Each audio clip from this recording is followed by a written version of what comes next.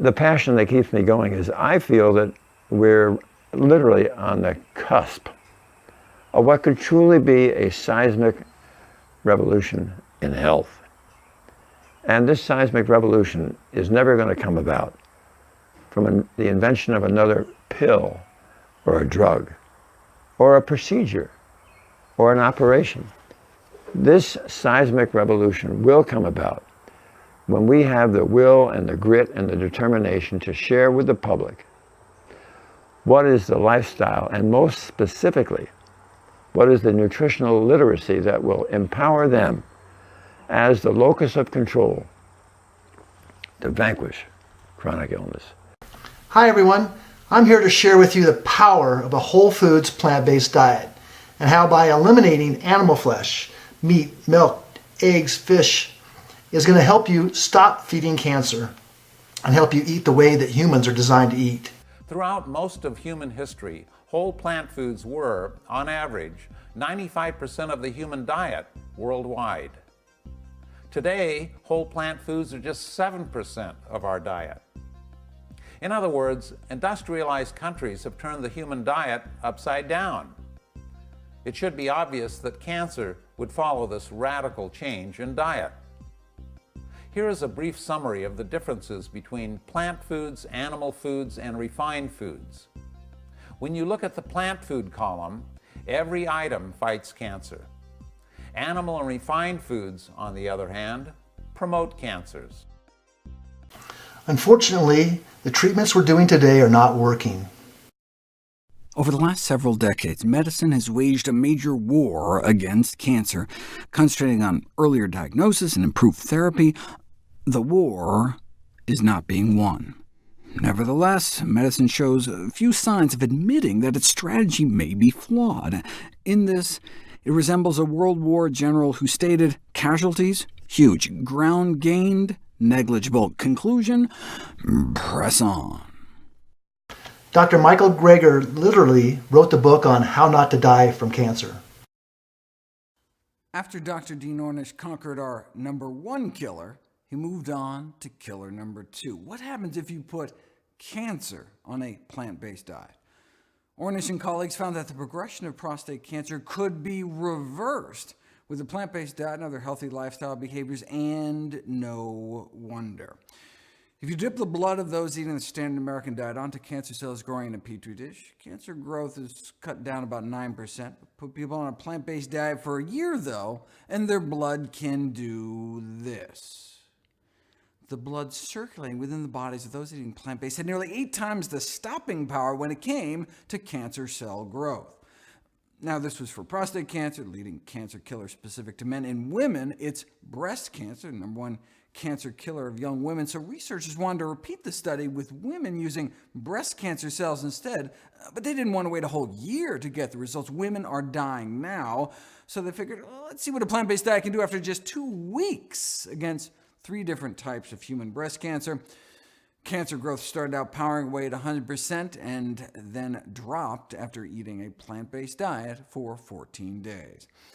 Here's the before picture. A layer of breast cancer cells is laid down in a petri dish, and then blood from women eating the standard American diet is dripped on them. And as you can see, even the blood of women eating pretty poor diets has some ability to break down cancer. But after just 2 weeks eating healthy, blood was drawn from those same women, so they acted as their own control. Same women, 2 weeks later, their blood dripped on a new carpet of breast cancer cells, and this is all that's left. Just a few individual cancer cells remain, their bodies cleaned up. Before and after, just 2 weeks eating healthy, their bloodstream became that much more hostile to cancer. I want all of you to have cancer-fighting blood, and that blood only comes from eating plants. Future generations are going to look back and see how barbaric we were in our treatment of cancer. We don't have to look at studies to see how powerful diet can be in protecting us from cancer. We can look at people who have battled and then reversed cancer with a change in diet. Take the story of Meg Wolf. As documented in her book, it was discovered she had a malignant tumor in her leg. The treatment? they amputated her leg and put her on a regimen of drugs.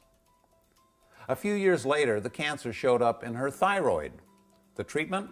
They removed half her thyroid and put her on a regimen of new drugs. A few years later, the cancer spread to her breast and lymph nodes. The treatment? They amputated her breasts, put her on a regimen of new drugs, chemotherapy, and radiation. None of these treatments worked. They caused horrific side effects, and she was told to prepare for death. As her doctors were pronouncing her terminal, she discovered macrobiotics, a plant-based diet composed largely of brown rice and vegetables. After stopping the toxic treatments and switching to macrobiotics, her body started to recover until she was completely healed of cancer. Conventional medicine had missed the point.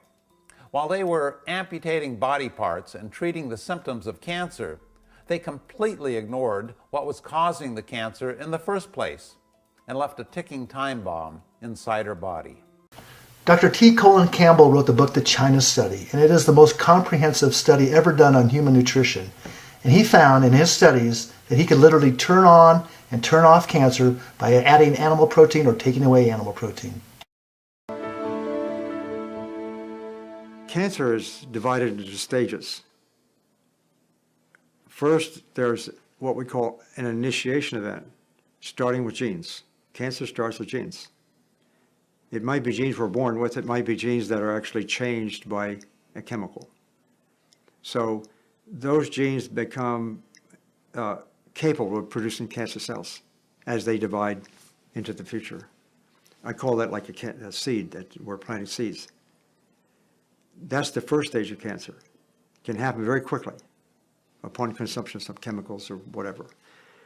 Then the long stage goes from that point to the point where we actually see we have cancer. That may take years. And that's growing these seeds. It's promoting their growth. In fact, that stage is called promotion. And so the question of whether we do or don't get cancer, it turns out, is primarily related to not the amount of seeds we may plant or the amount of genes we may have that can give rise to cancer. It more relates to how we fertilize that, how we promote those cancer cells to grow over time. That's where nutrition comes into play. Nutrition comes into play back here too, but it's particularly prominent during this phase. And animal protein, as we started doing the research, we could experimentally, we could turn on the growth of these cells. They go much more rapidly when they were fed animal protein. Here's Dr. Christy Funk. She's one of the top oncologists out there, and she actually worked with Angelina Jolie when she had her mastectomy. But she has changed her whole way of thinking since working with Angelina Jolie, and she's discovered what she didn't discover in medical school, that it's animal flesh that's making cancer grow. And one of the biggest components in growing cancer is called IGF-1, insulin-like growth factor 1, and it's found in cow's milk, in cow's flesh, and every other animal's flesh. When you're a kid, extra growth is good, but when you're an adult, extra growth can mean a tumor. How do our cells know when to tip the balance in favor of more dividing and less dying, and when to come back into balance? Well, a key signal is IGF-1, a growth hormone called insulin-like growth factor number 1. Levels go up when you're a kid, so you grow, and then come back down. Should your levels stay a bit too high as an adult, though, there's this constant message to our cells. Grow, grow, grow, divide, don't die, keep going, keep growing. And so, not surprisingly, the more IGF-1 we have in our bloodstream, the higher our risk for cancer. More IGF-1, more prostate cancer. More IGF-1, more breast cancer. Of course, it's not the original tumor that tends to kill you, it's the metastases. IGF-1 is a growth factor. It helps things grow, so it helps cancer cells break off from the main tumor, migrate into surrounding tissues, and invade the bloodstream. What do you think helps breast cancer get into the bone? IGF-1. And the liver, IGF-1. Lung, brain, lymph nodes, IGF-1. Helps transform normal cells into cancer cells in the first place, then helps them survive, proliferate, self-renew, grow, migrate, invade, stabilize into new tumors, and even helps hook the blood supply up to the new tumor. So now that you know what IGF-1 is, how do you get rid of it? How do you lower it? How do you prevent cancer? Just a few days of walking and eating whole healthy plant foods, and our IGF-1 levels drop low enough to reverse cancer cell growth. What if we stick with it?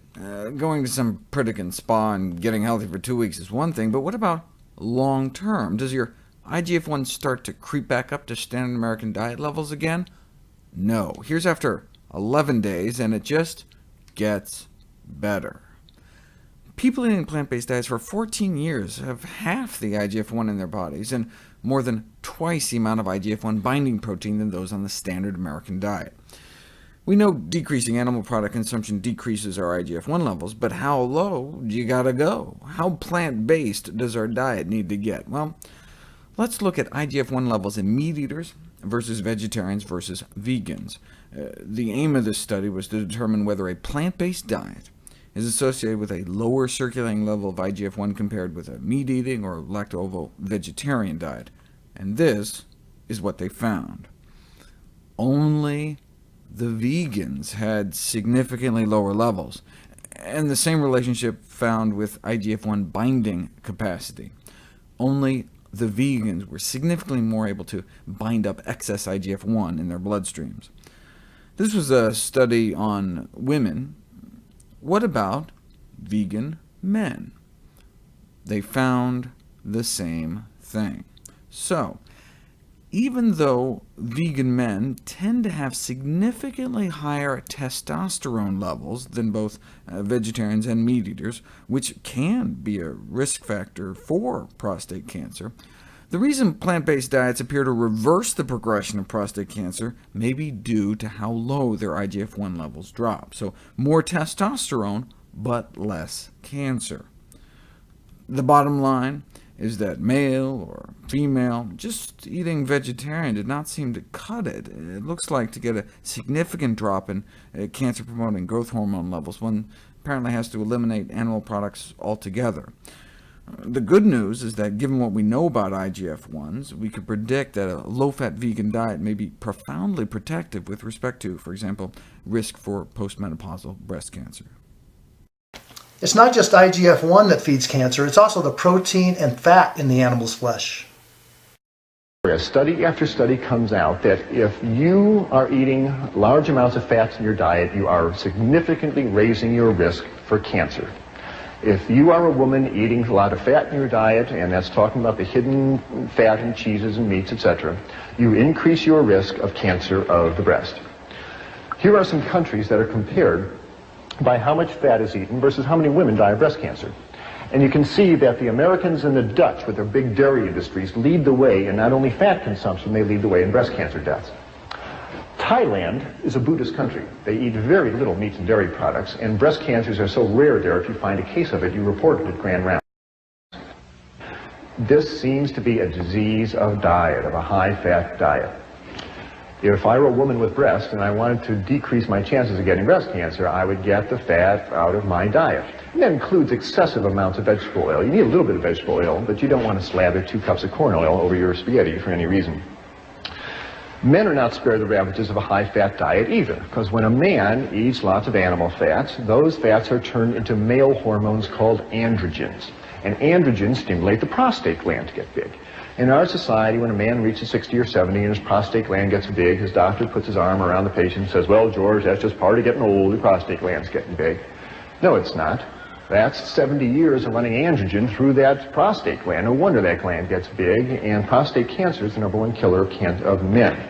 And if you compare countries of the world versus how much fat is eaten and how much men die of prostate cancer, sorts out just the same way. The more fat that is eaten in the country, the more the men die of prostate cancer. And again, it's a very rare disease in Thailand, where people eat rice and vegetables and traditional foods. So, animal fats. They clog you up, they make you fat, and they increase your risk for a number of types of cancers. There's 3 good reasons not to eat animal fats, and as I said, there's absolutely no reason to eat them ever. Now, I'm describing problems with eating animal flesh. They have too much fat, and that includes chicken and fish. Fish has a tremendous amount of fat and cholesterol in it, And chicken flesh is very fatty food. If you ever watch your mother make chicken soup, you ever see all that fat that rises up to the top there? Well, don't kid yourself that chicken is lean meat. It is not. There's just as much fat and cholesterol in chicken as there is in beef. Animal muscle is animal muscle.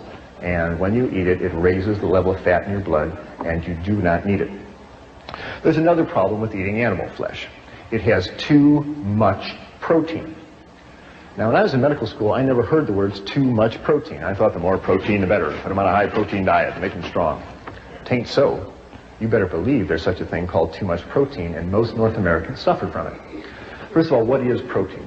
Protein is the building block material that you use to make the hard structures of your body. Your fingernails are made of protein, your hair is made of protein, your bones are made of protein. It's the brick of our bodies, a solid substance.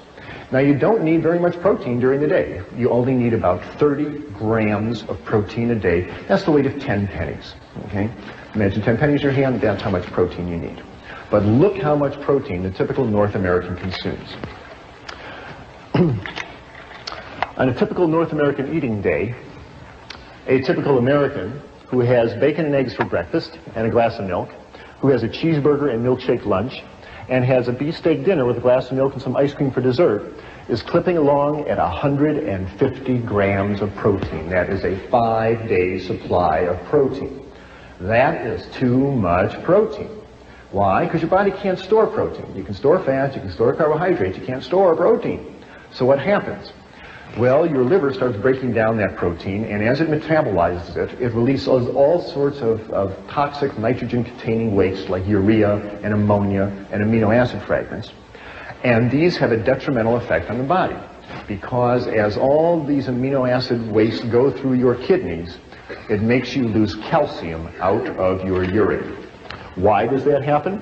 Because there's fundamental differences between animal protein and plant protein. And I'm talking about the protein in meats and dairy products. Animal proteins contains amino acids that have sulfur, and sulfur makes extra acid in the body. And as acids wash through the bone, they dissolve calcium out of the bones. Plants have much less acid. Animal protein is very concentrated. The muscle of an animal is the most concentrated protein on the planet. And so there's a big bolt of protein that goes into your bloodstream as soon as you eat it. Plant protein is mixed up with fiber. When you eat whole grain rice or whole grain barley, it takes hours for that to be absorbed into your bloodstream. The absorption time is much, much slower. So the less acid nature of plant protein and its slower absorption rate means it's much gentler in the body, and it doesn't pull calcium out of your body. Take charge of your own health, like this young lady did. The road that I was on, nobody told me about nutrition. Nobody told me about that there was an alternative. Nobody told me that there was any other route than chemo, radiation, and surgery. I point blank asked my doctor about that. I asked her in the beginning, you know, do I need to change the way I eat? Do I need to eat more organic? Do I need to do any things like that? And she told me, she said, no. She said, nutrition, she said there's no clinical data that proves it actually makes a difference. And she said it's more of just a psychological thing, that people feel like they're more in control when they watch what they eat, but it makes no difference as far as affecting the cancer. And she told me literally, she said, if you want to eat a donut, eat a damn donut. And so I did that, you know, and I saw the results from it. I mean, I ate whatever I wanted. I ate whatever I could get down. I ate comfort food. I didn't change anything health-wise. And I saw other cancer patients, you know, they would be in there getting chemo and they'd be drinking Cokes and, you know, eating burgers and stuff just because the doctor said, basically, you know, whatever you can get down, that's what you need to eat. Don't worry about, you know, food. And if I would have done that, I don't think I'd be here. Because what their prescription was after 4 months of the strongest, because I had dense dose treatments, so it was stronger doses in shorter amount of time. After all of that, the strongest chemo they had to offer, it didn't kill any cancer, it just shrunk it. And then their prescription, when it didn't work and the cancer was still there, is they wanted to give me more chemo. And so if I would have stuck with their treatments, I honestly don't know if I'd be here, because it would have just been chemo after chemo after chemo, and then radiation on top of that. And I met with the radiologist because I wanted to be informed. I wanted to make good decisions. I met with him for over an hour asking questions, pointed questions, and it doesn't increase your overall mortality. All it does is if there's recurrence in the exact spot where it first occurred, it'll prevent that from happening. But it doesn't make your lifespan any longer. And all those drugs just weaken your body. It weakens your immune system. I saw that from, having to wear a face mask out in public and to go to work. All it does is tear your body down. It doesn't do anything to build it up. And it also increases your chances of leukemia, of other cancers. Weighing the options, just logically speaking, looking back from, you're wanting me to tear my body down and possibly give me more cancer to potentially stop any recurrence. It makes no sense at all. And so I thank God that I found Dr. McDougall, because nobody had told me that was a legitimate option. And I didn't want to go see, there's so many alternative therapies out there. And what I respected about Dr. McDougall is that he's been doing this for over 3 decades, that he has scientific evidence. He doesn't just tell you, well, I feel this is a good option. He shows you, here's the case studies, here's the scientific evidence. And that gave me comfort, that it wasn't just his opinion, but he's got scientific evidence that backs it up. And now I'm living a healthy, medicine-free life. I'm on no medicines at all. I'm healthier than I've ever been. And I'm completely cancer-free, and I'm going to stay that way, because it only makes sense. Why would you tear your body down to prevent something from possibly happening when you could just build your body up, build your immune system up, and make it as strong as it possibly can be? So if anything tries to come back, your body at least has a fighting chance to beat it. A great way to learn what works is to observe the longest living people on the planet. And the longest living people now are called the blue zones. And those are pockets around the earth where people live to 100 years and beyond with little or no cancer. And if you look at the traditional diets of more than 2,000 Okinawans, this is how it breaks down. Only 1% of their diet was fish. Less than 1% of their diet was meat, and same with eggs and dairy. So it was more than 96% plant-based, and more than 90% whole food plant-based, very few processed foods either. And not just whole food plant-based, but most of their diet was vegetables, and one vegetable in particular, sweet potatoes. The Okinawan diet was centered around purple and orange sweet potatoes. How delicious is that? Could have been bitter gourd or soursop, but no, sweet potatoes. So 90+% whole food plant-based makes it a highly anti-inflammatory diet, makes it a highly antioxidant diet. If you measure the level of oxidized fat within their system, there's compelling evidence of less free radical damage. Maybe they're just genetically have better antioxidant enzymes or something? No. Their antioxidant enzyme activity is the same. It's all the extra antioxidants they're getting from their diet that may be making the difference. Most of their diet is vegetables. So 8 to 12 times fewer heart disease deaths than the U.S. You can see they ran out of room for the graph for our death rate. 2 to 3 times fewer colon cancer deaths, 7 times fewer prostate cancer deaths, and 5.5 times lower risk of dying from breast cancer. Some of this protection may be because they're only eating about 1,800 calories a day, but they were actually eating a greater mass of food, but the whole plant foods are just calorically dilute. There's also a cultural norm not to stuff oneself. The plant-based nature of the diet may trump the caloric restriction, though, since the one population that lives even longer than the Okinawa Japanese don't just eat a 98% meat-free diet, they eat 100% meat-free. The Adventist vegetarians in California, with perhaps the highest life expectancy of any formally described population. Adventist vegetarian men and women live to be about 83 and 86, comparable to Okinawan women, but better than Okinawan men. The best of the best were Adventist vegetarians who had healthy lifestyles too, like exercising non-smokers, 87 and nearly 90 on average. That's like 10 to 14 years longer than the general population. 10 to 14 extra years on this earth from simple lifestyle choices. And this is happening now, in modern times, whereas Okinawan longevity is now a thing of the past. Okinawa now hosts more than a dozen KFCs. Believe it or not, the longest living people on the planet right now are people who live in Loma Linda, California, and they follow their faith by what God told them to eat in Genesis 1:29, where God says, "Behold, I have given you every plant yielding seed on this face of this whole earth, and every tree with fruit in it, and that shall be yours for food." And she At age 100, Benita Williber still has a healthy mind, body, and spirit. I've given myself to the Lord, and I've left myself in His hands, and I have trust, and I have been very, very well taken care of. She's not alone. There's an unusually high concentration of centenarians in her hometown of Loma Linda, California. It's one of only 5 so-called blue zones worldwide, areas where people live the longest. The others are Okinawa, Japan, Korea, Greece, Sardinia, Italy, and Nicoya, Costa Rica. Loma Linda is an hour east of Los Angeles. About 250,000 people live here. The reason they're so healthy is because most of them are Seventh-day Adventists. They strongly adhere to the belief of respecting the human body as a temple of the Holy Spirit. That means no alcohol, no tobacco, and following a plant-based diet. In Christianity, we have the Holy Scriptures. What God said from the beginning, you should eat. He gave us the nuts and the grains and the herbs that He placed in the earth. And He said, you will do better if you subsist on that type of thing. What has your diet been throughout your life? Vegetables. My sister liked fruit.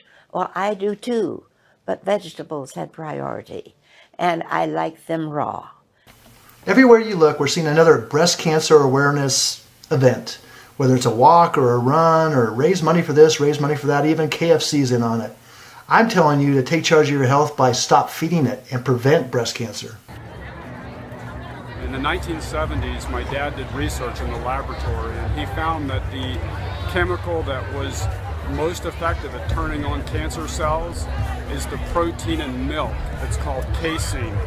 He said in all his years of research, he never saw something more effective at turning on cancer than the protein in milk. So it's interesting that in this event here, this breast cancer awareness event, that they're actually promoting milk at the finish line of the race that they're going to run today. Well, I'm sure a lot of you are sitting there right now thinking to yourself, well, what am I going to eat? Well, it's really simple. Instead of your usual bacon and eggs for breakfast that feeds cancer, take oatmeal and blueberries and almond milk that doesn't feed cancer. Or instead of that chicken salad that you think is so healthy, have a bean and rice burrito. No animal products in that. And a very common stay thin diet is that salad and piece of salmon. Well, salmon grows cancer just like any other animal products, but sweet potatoes don't, and they'll help you lose weight as well. So what about soy and the estrogen that's in soy? Well, there's quite a bit of difference between the estrogen that comes from an animal, from the flesh and the milk of an animal, and that of a plant. Soybeans have phytoestrogens, and these estrogens actually block the absorption of the bad estrogens that come from animals. But you want to eat a whole food plant-based diet, not a processed plant-based diet. So stay away from all the processed meats and cheeses that are out there these days. Dr. Greger explains how plant estrogens are actually beneficial to prevent cancer. It's called a selective estrogen receptor modulator, something that has pro-estrogenic effects in some tissues, like bone, but anti-estrogenic effects in other tissues, like the breast. Drug companies are trying to make them, but phytoestrogens, natural compounds in plants like genistein and soybeans that are structurally similar to estrogen, appear to function as natural selective estrogen receptor modulators. How could something that looks like estrogen act as an anti-estrogen? The original theory for how soy phytoestrogens control breast cancer growth is that they compete with our own estrogens for binding to the estrogen receptor. As you drip more and more soy compounds on breast cancer cells in a petri dish, less and less actual estrogen is able to bind to them. So the estrogen-blocking ability of phytoestrogens can help explain their anti-estrogenic effects. Some final words from Dr. John McDougall. The major studies done on the dietary treatment of people with breast cancer or the prevention of breast cancer have been useless. They have basically taken and taught a diet, a reasonable, moderate, prudent diet, that is still a very sickly version of the American diet, to one group and left the other group on the regular old sickly American diet, and they got minimal results.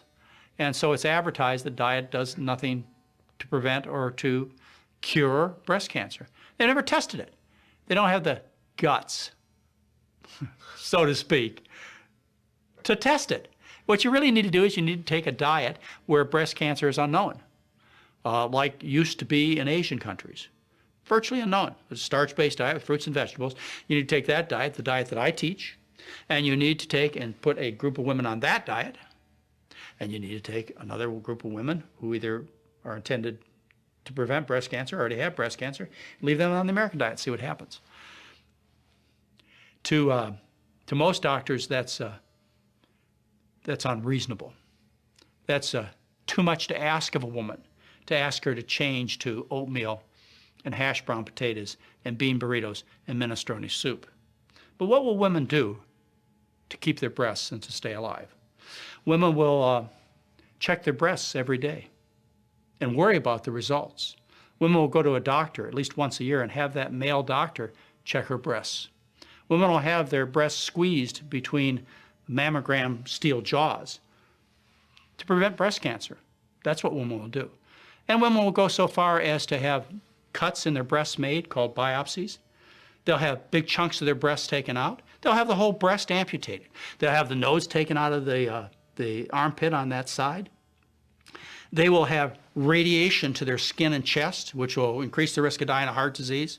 They will take anti-estrogen drugs, and they will take chemotherapy that will make their hair fall out and make them throw up for a year. But they won't eat bean soup. That's too much to ask.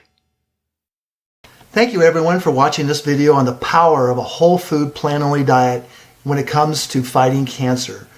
When it comes to fighting cancer, we need to get to the root of the problem. And the root of the problem is not another surgery or another pill, it's what we're putting in our mouth. I hope this video empowers you to take charge of your own health, and you've learned that there are foods out there that you need to avoid, and they are specifically animal foods and man-made processed foods. Go to my website, onesingleact.org, and learn more.